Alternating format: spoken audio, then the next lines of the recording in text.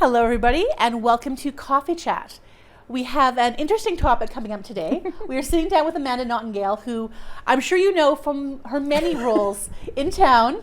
But today we're talking about something new. You are the new National Vice President for Kin Canada. I am. Yeah, it's a new role to take on. As of this month, last month? Yeah, as of August. Yeah. As of August, congratulations. Thank you so much. I'm curious, how did you get involved in Kin to begin with, to have eventually moved up the ladder to a national level, for sure. So when it's been almost 20 years, like it's been 19 years since we moved here to Nifua.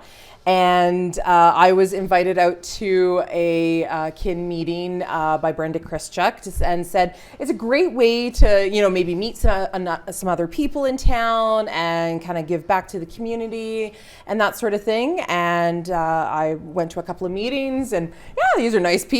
And they seem to be doing the things that at the time I was an economic development officer. So I know the importance of community groups and organizations and how that, if you really want things to happen, those are the organizations that are really doing it in your community.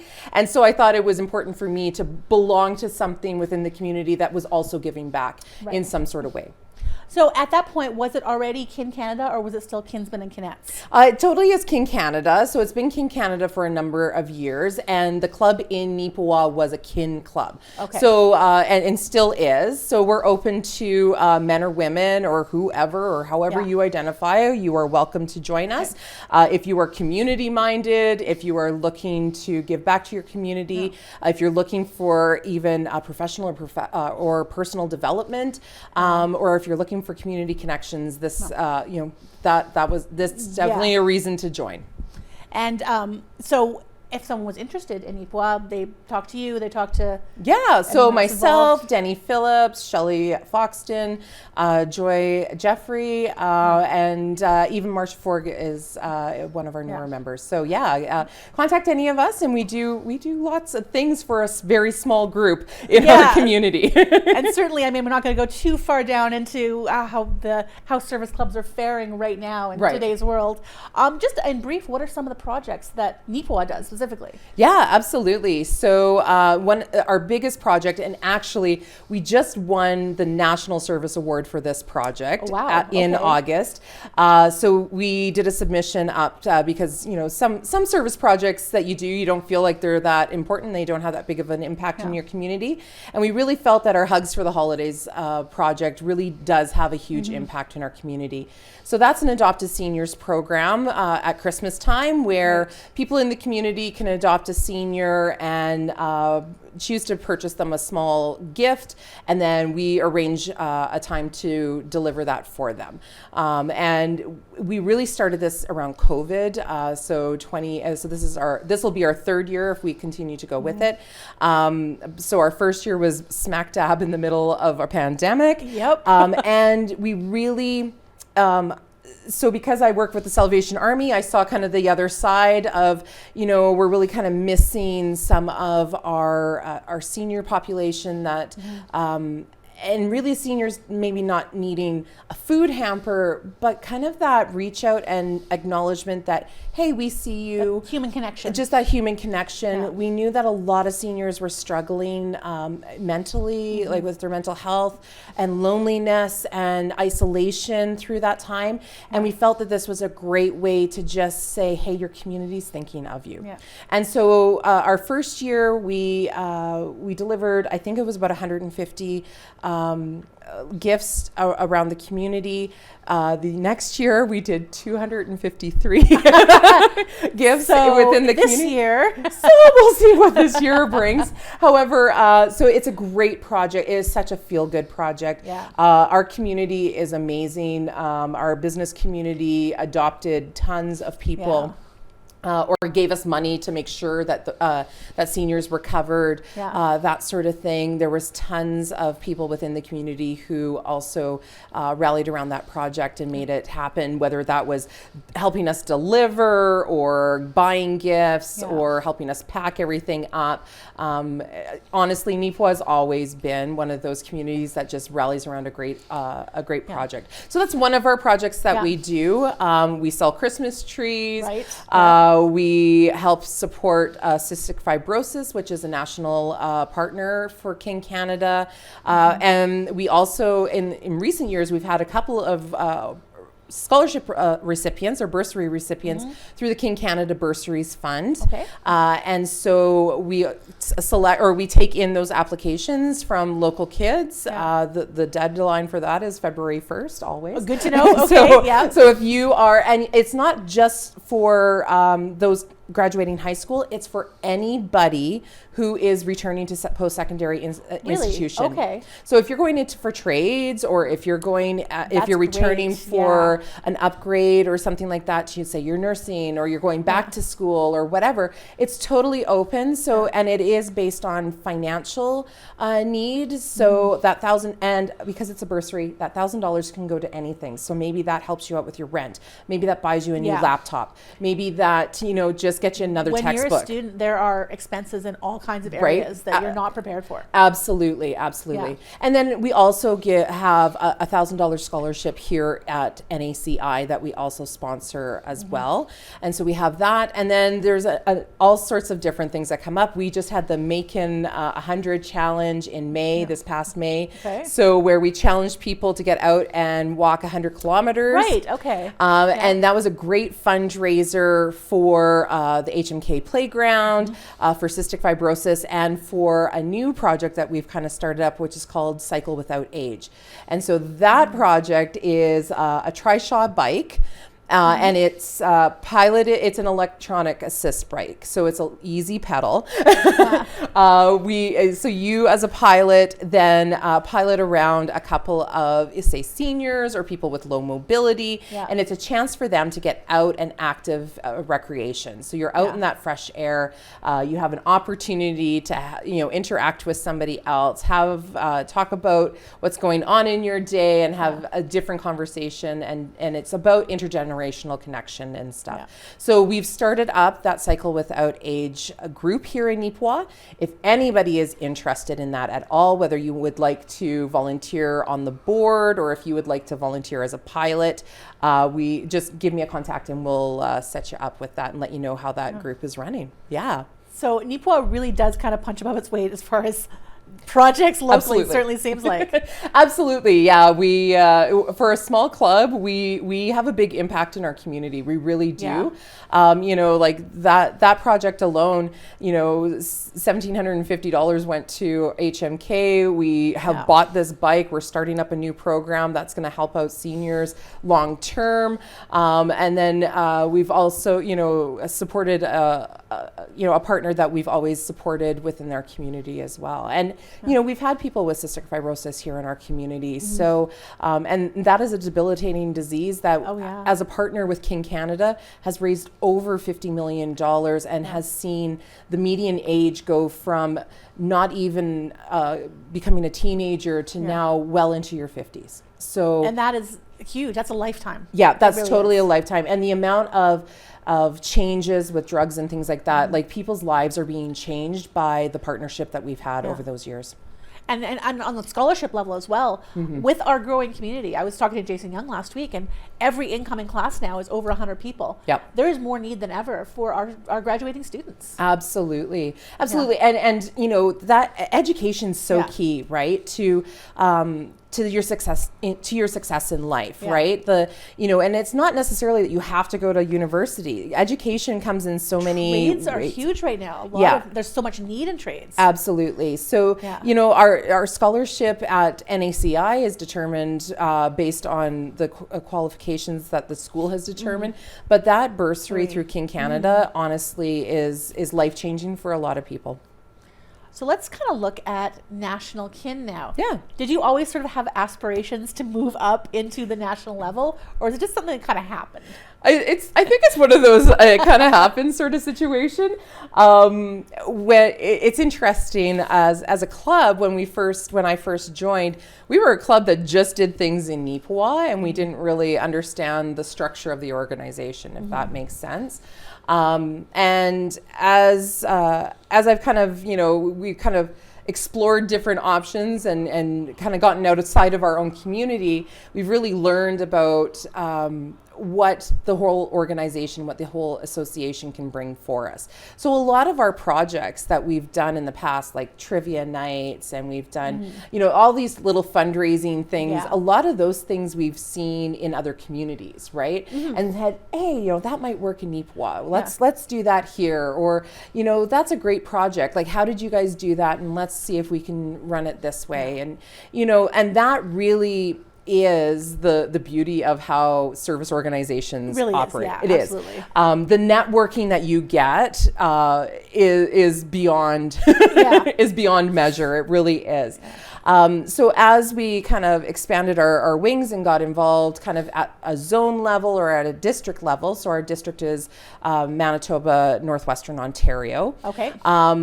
I became part of the leadership. So somebody had said, hey, you seem like you have some leadership skills. You should really become our deputy governor and help let people know what's going on in our zone. And so that was really how I dipped my toes in it, was getting involved in the district level. And when was that? Oh my goodness. So probably, I want to say 2000 and I think 12, maybe 10 or 12. Okay. Yeah, so a while ago. That's about 10 years ago now. About 10 years ago, definitely. And so I've been off and on at that district level. I was deputy governor for two or three times, I think, in different iterations. We've gone from having two people run a zone to single leadership, so only one person running a zone. And then I also then stepped up and then decided that I could probably offer my leadership skills and run the district. And so I did that in 2015-16. Right. And actually we won the Outstanding District Award at that time. Wow. So, thank you. And that didn't mean that we were like, we had the highest membership or that we just had a really good plan. Yeah. We operated our plan. We made adjustments as we needed to. We had a very small team. My year was about looking at what we had, building foundation, tapping people on the shoulder, giving people confidence to step up into leadership roles. Yeah. And that's really what gained us momentum. We then, as a district, won the Outstanding District Award for three consecutive years after that, because we had built foundations and we involved leadership and we had plans in place. So because of that, I think people kind of thought, hey, we could probably use some of your skills at the national level. So after, I believe it was 2018, that sounds close. Pandemic brain, I can never tell anymore how many years. Yeah, I know now after, you've got like pandemic brain. It's like, I don't know, nothing happened for 2 years. But in 2017, I was tapped on the shoulder by then National President Terry McCannell and said, Amanda, we have nominations coming up for the national board. I really feel that you have a strong voice and we would love to have you around our table. And so I put my name forward. There was a huge vetting process. We went through interviews, we submitted resumes. It was very much do you have the skills that we need on this board? Which is an excellent way to do it. Yes, absolutely. And so I felt I had a lot to give. We've talked about, I've been an economic development officer. I work for the Salvation Army. My passion really is community development and community, and how we can impact people within our community and how our community evolves. Right. And I felt that as an organization, because service organizations are so important to our communities, that I could give that into that organization as well. So yeah, so that's kind of how that happened. And then there was a lot of, you should really run for national president. You should really run for national president. My last term, or my last year of my term, was in 2020. That's 3-year term, I think? It was a 3-year term. So in 2020, we held our very first virtual national convention and AGM. And my send-off was, okay, we'll see you later, bye, on the Zoom. And and we folded down the laptop, and that was kind of the end. Anticlimactic. It was a little anticlimactic, but and it was actually supposed to be our 100th anniversary for Kin. Yeah. And so it was really lots of mixed emotions about, you know, geez, here was a year that we were supposed to celebrate and you know, and look at all of our accomplishments, and you know, we're now into the depths of what is going to happen with the world, right? And that's, which is the same thing that happened to the province of Manitoba. Absolutely. Everybody around, right? And it was really interesting. So we just kind of like, I just clambered back. We just kind of did our thing for our clubs, and made sure our clubs still existed, and looked at what can we do to serve our community's greatest need. And that's where the Hugs for the, you know, Hugs for the Holiday project came out. And we just continued to do the things that we did because we looked at another way of doing it. And we looked at, yes, we're still viable. We still need to, there's still needs within our community that we can meet and continue on. And then as we were doing that, hey, Amanda, we still, have you thought about a little tap on your shoulder a little tap on the shoulder again? Yeah. And in fact, it was probably Emma, who is my daughter, who said, Amanda, you know, Mom, you really should run for national president. And I'm like, really? And she's like, well, yes, because what else will you have to do when I graduate? Your life is about her. Because I'll have nothing else to do. But that was a bit of a push, because you really do need a lot of family support for that. You need your club support. You need your family support, and you need your work support to say, like it is a lot of time commitment. Absolutely. You become the face of the organization.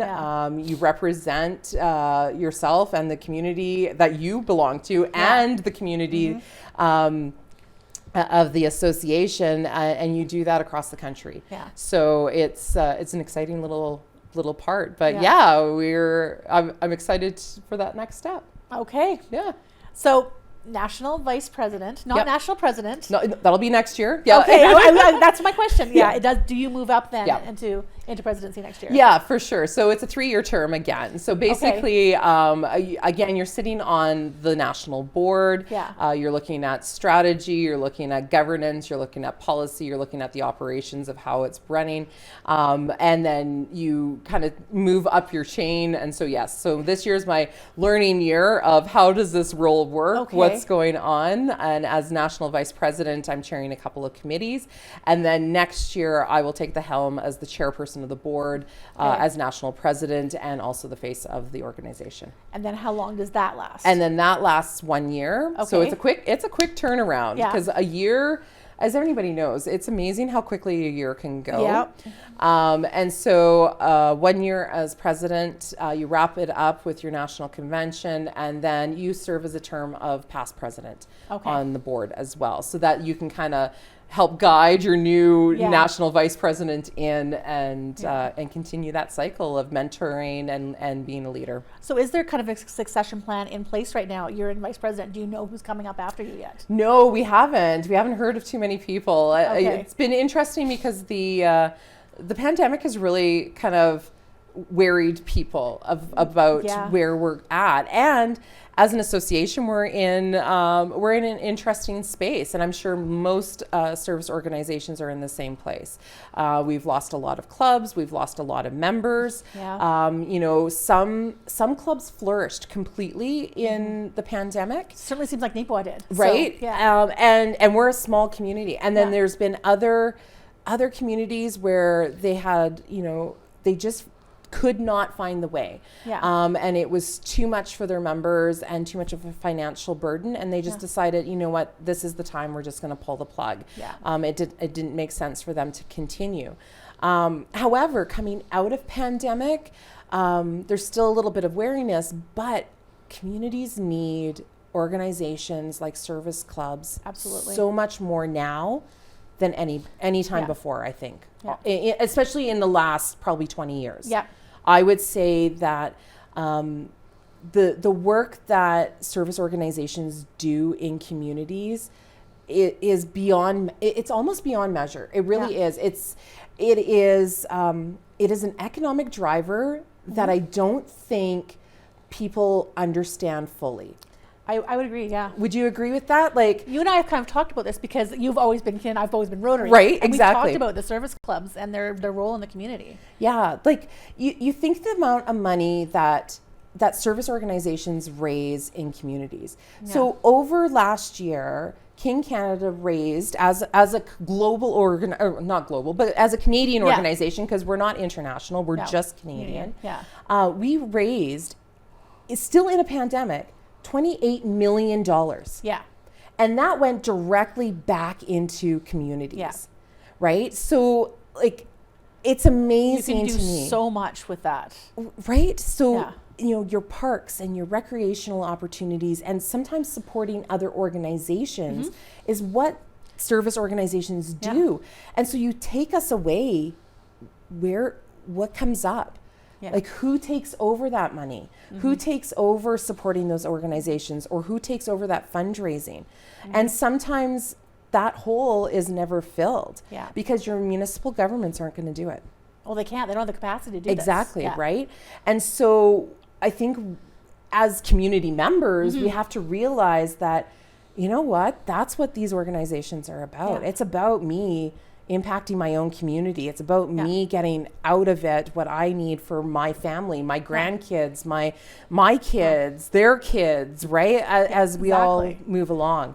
Yeah, and I think that a lot of people want to do that within their community and don't realize that service clubs, they don't understand what service clubs do. They don't realize that's an avenue to do exactly what they want to do. Exactly. And it's in an avenue that is a protected avenue.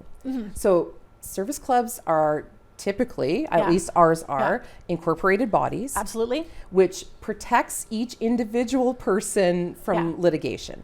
So that's an important thing, because honestly, everybody thinks, oh, we can just fundraise for this and it'll be easy. Yeah. But what happens if somebody gets hurt at that fundraiser? What happens if you build something and somebody gets hurt on that piece of equipment or whatever? You then become personally liable if you're not protected under an incorporated body. And there are a lot of financial implications to dealing with that kind of money without that incorporated body, without that financial history. Exactly. And, so part of our membership gives us, liability coverage and things like that. So it really is, it's about giving yourself some protection as a volunteer. It's great to volunteer and you can belong to all sorts of things, but always be a little bit wary about what you're putting yourself up for risk. And more, we don't see it as much in Canada, but it is starting to happen, that we're very much we're getting more... a little bit more litigious. A little bit more litigious, right? Yeah. Where, you never know when somebody's going to sue. And it definitely... And you don't want to think about it. You don't want to think about it. It's the worst thing you want to think about. Yeah. But honestly, can you afford to lose your house? Yeah. And your car and and because that's what's going to may happen if you get yourself into a predicament. And an organization like the King Club has the flexibility to incorporate someone's passion project. Yes, absolutely. Towards community service. If they've always wanted to do this and they can't do it on their own, they can probably do it with a club. Absolutely. The great part about King Canada is that the motto of serving the community's greatest need really gives the flexibility for a club to be different, a little bit different. Yeah. So our structures may be fairly similar, right? Yeah. So we have our, you have your executive and all of that kind of stuff, and you have rules to kind of follow. And you have your formalities, but what you do for your community may look completely different, and how you do it again may look completely different. And a lot of times we're like, hey, we have a national risk manager, hey, what do we want to do it, we'll have a project, we have a fundraising thing, this is what we want to do, what do you think? So this is going to put you at risk, this isn't going to put you at risk, pardon me, change this, change that. and boom, you've got to, you're protecting yourself, and you're protecting the brand, and you're protecting the association. Yeah. All right. So what is the structure of KIN sort of at the national level then, and what is your role within that?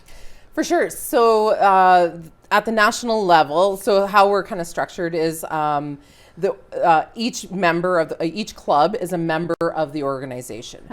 And so the organization then has a national board of directors. Those are, so there's, how many of us is there? About 11 of us. Okay. There's the national vice president, the national president, the past national president, and then there's national directors. Mm-hmm. And those are people kind of how I sat on, just a member kind of at large, who is interested and has some skills to bring to the board. We then have an executive director who then takes the guidance and direction of the national board and operationalizes that at the kind of national level. Plans out, so the operations team then consists of staff members who help with program and marketing and club support and administration and all of that kind of stuff to make sure that we are compliant to CRA and all of those other things, because those, as a nonprofit organization, right, you want to make sure that that you're running things in the correct way. Absolutely. And just basically supporting clubs who become the members and making sure that, like if there's any risk management issues or legal issues and all of those kinds of things. We also kind of in the middle there, we have a district level. And so those are basically volunteer members who stand up into leadership positions to help out with the administration of the operations, basically. And so it's kind of, they're the relayers of information from the national level to the club and from the club to the national level. So that's kind of your intermediates. It's easier if you have volunteers who know people, right? If you go into a club and you already know those folks, and you know what their trials and tribulations may be or their successes, then you can share that easily or help find solutions for them. And so you know that you have staff at the national level that can help you with that, or you have a whole team of other volunteers and people who have been trained through programming and stuff at the national level to help you with things like conflict management, crucial conversations, and even like, things like event planning or, fundraising, like all of those kinds of things as well. So are all the paid staff at the national level? Yes. Yeah, pretty much. Yeah, nobody's getting paid to. I'm not getting paid to do that. I mean, as a nonprofit, probably a very lean staff. Just kind of what's required. Very much a lean staff, absolutely. And within our the pandemic, it's been a little bit leaner. Of course, the less members you have, the less money you have to deal with, and so those are types of the things that we're looking at the national level. So, so I'm imagining that you probably came in to your vice presidency, going into your presidency with a vision for what you want to accomplish over your time.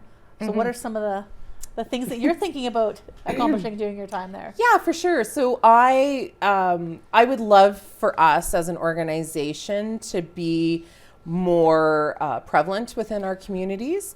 So whether that's more clubs or bigger clubs, but I really feel passionate about sharing the impact that we have as clubs. So telling our stories, and making sure that our community understands how important a club is to that community, and really sharing that and being willing to have people come and join us in that.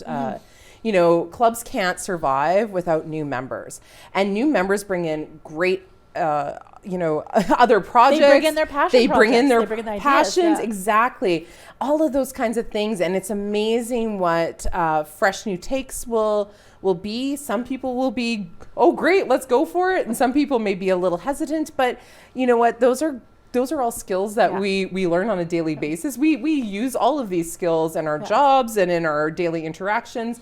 And sometimes at a club level, it may be a little more difficult when you're a small club and you've got new people in or something like that. But honestly, I think people in Canada in general need to feel that they need to give back to their communities. And whether it's KIN, I hope it's KIN, but whether it's Rotary or Lions or else, or the myriad of service organizations that are in communities, that you find the fit for you. Yeah. And that you find that there is more value than just volunteering. Service organizations are not just about volunteering. Yeah. It's about a network of people that honestly I can basically say, hey, across the whole entire nation, and go, I need this in this area. Can anybody help? And I already have a network of people out there that are more than willing, whether they know me personally or not, but because we have a common connection of kin, I am already accepted, and they're already willing to help me out in that. It is very much a family thing. Yeah. It's kind of it's like a volunteer situation with benefits. It really is. Given that every community, every club, every district is going to have a different character, different needs. Yep. Is it ever kind of a struggle to kind of balance that as far as what the National Kin Board is doing? I think so. I think it's great for us to kind of look and see the diversity that is out there, and you can really kind of pull best practices, right? And go, you know what? Why does this work in this area of the country as opposed to this area of the country? Or, you know, why are people more against a policy in this area instead of this area? How is that different? And I think for at the national board, it's really interesting when it comes to the strategy and understanding who our members are and things like that. Yeah. And there are clubs coast to coast? Absolutely, coast to coast. Every province, or? Yeah, every province, not in every territory, though. Yeah. We don't have any clubs in the territories, but we do have, we have had, but no, absolutely. But yes, in every province we do have we have clubs. So, and then in terms of sharing stories, which you are clearly very passionate about, and me as well. I understand the need for that. Are there any new innovations in communications that you guys are looking at? Because that is a story I'm hearing from Kin Club, from Rotary, from the town, from the province, that everyone wants their communications to be better. Yeah, communication's a hard one. Especially when you do look at, we're across the country, in every province. Yeah. Not everybody has high-speed internet. Nope. Not everybody is connected, right? And so for us, it's looking at how do sometimes we bombard people with a lot of different ways that we communicate. So sometimes it is still through mail. Yeah. Sometimes it is email. Sometimes it is social media. But not everybody is on social media. No. No. And if you're looking at demographics, not every demographic is on the same social media platform. Very much so, yeah. So it's really kind of looking at, who our members are, what kind of members are you trying to attract, and how do you get out your story in different ways for people to understand it. And I know the Kin Club, when it was back in the day, when it was, kinsmen, kinettes, whatever, was very much the youth club. Yes. And that, of course, has changed over the years. What kind of demographics are you seeing now as far as involvement in Kin Canada? For sure. So way back in the day, if you were over 40, you didn't belong to Kin. So if that was still in the case, I would not be sitting where I was. However, you'd be on my side of the line. So yeah, exactly. That's, like most of our older Kin Club members ended up being Rotarians or Lions members, right? That's kind of the running joke. However, so it used to be, definitely the younger person's club of choice.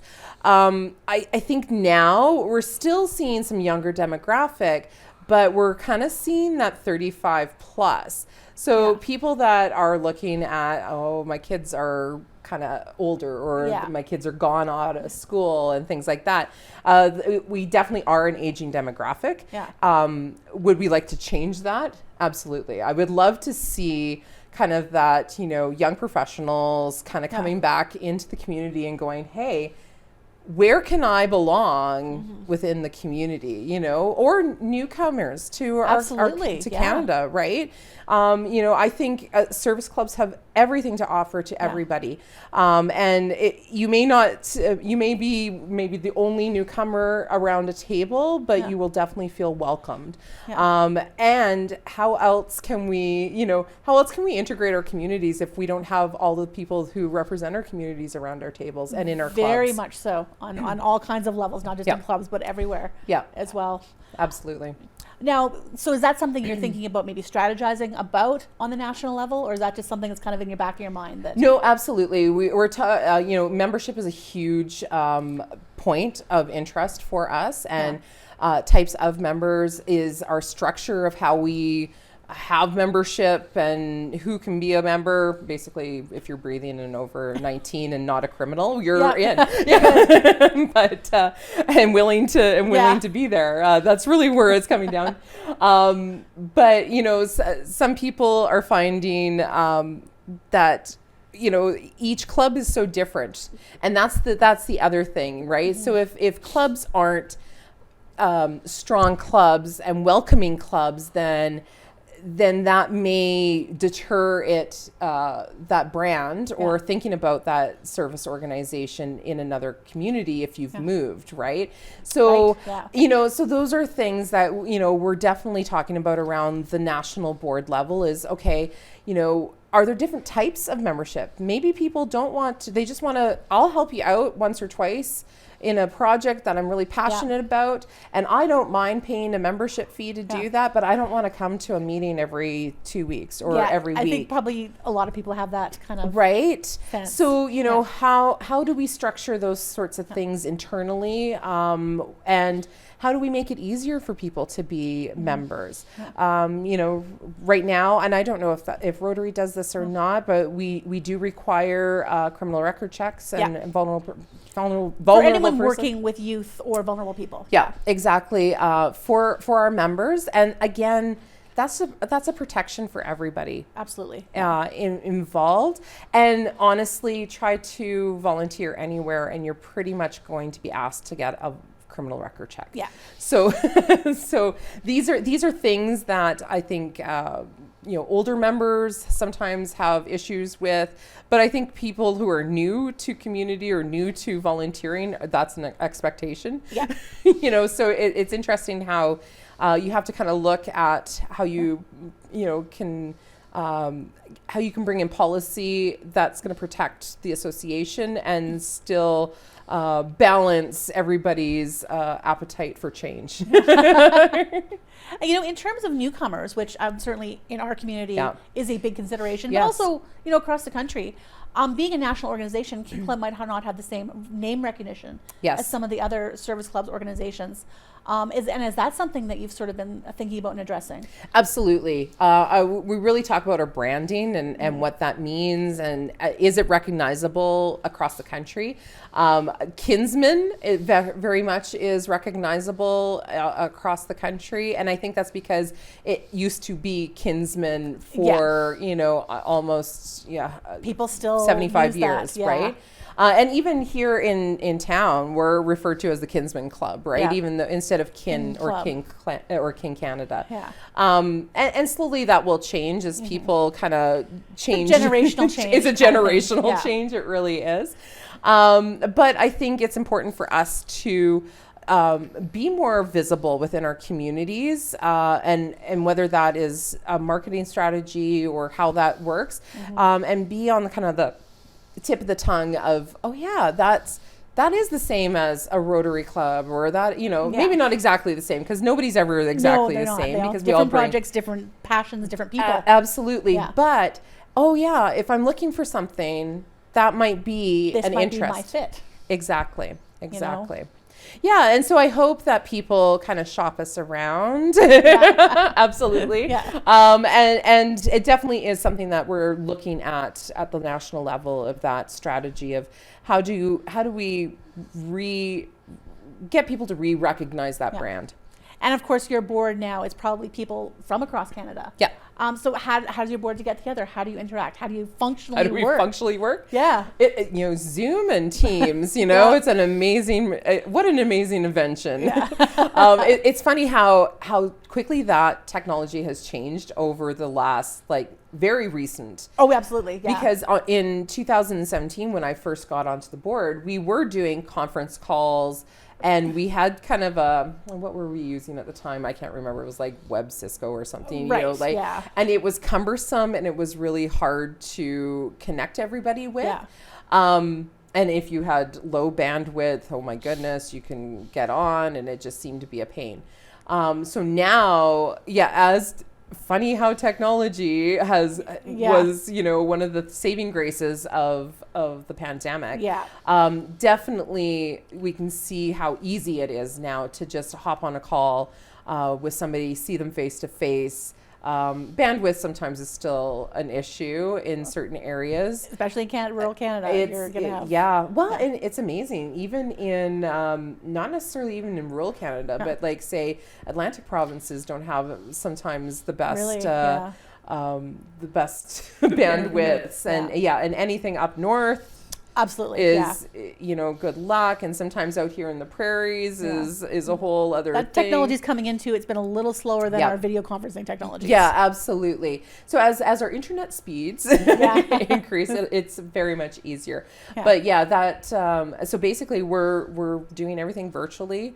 Committee work is all virtual, file sharing and all of that kind of stuff, and emails and video conferencing. And then we've gone down to one face-to-face meeting now that we can, and that is that at your conference? That's usually that's at our conference. So sounds familiar. Is that kind of how Rotary is going to work? I've never worked beyond our district, but certainly that's very much what you see.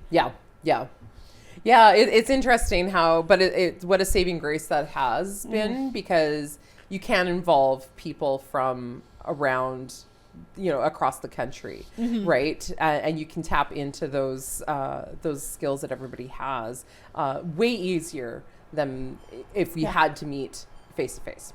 So this may be getting ahead of ourselves, since you're just going into your first of a 3-year commitment here, and the first commitment of you may do this again in the future. Who knows? We'll see. But what would you want your legacy to look like? I would love to see that my legacy is that we've built a strong foundation to grow the association, and that the association is here for another 104 years. And that our impact to Canada is stronger, healthier, better communities. That without a King Club in a community, you're missing something. That's really what I would love to see my legacy be, that I have set up the association for that kind of success. That sounds amazing. Good luck with that. Thank you. So is there any final thoughts just about, you want people to understand about King Club, whether that's Nifua specifically, whether that's district, whether that's national level? Yeah, for sure. So King Canada is made up of all sorts of different people, all sorts of different clubs. We serve the community's greatest need, and honestly, clubs are more than willing and welcoming to have new people in them, and they need new people in them. If you want to impact your community and see better things happen in your community, search out any organization. Honestly, I hope there's a King Club in your community. If there isn't, let us know that you're interested. We will help you build a King Club within your community. We actually just have a new charter just recently.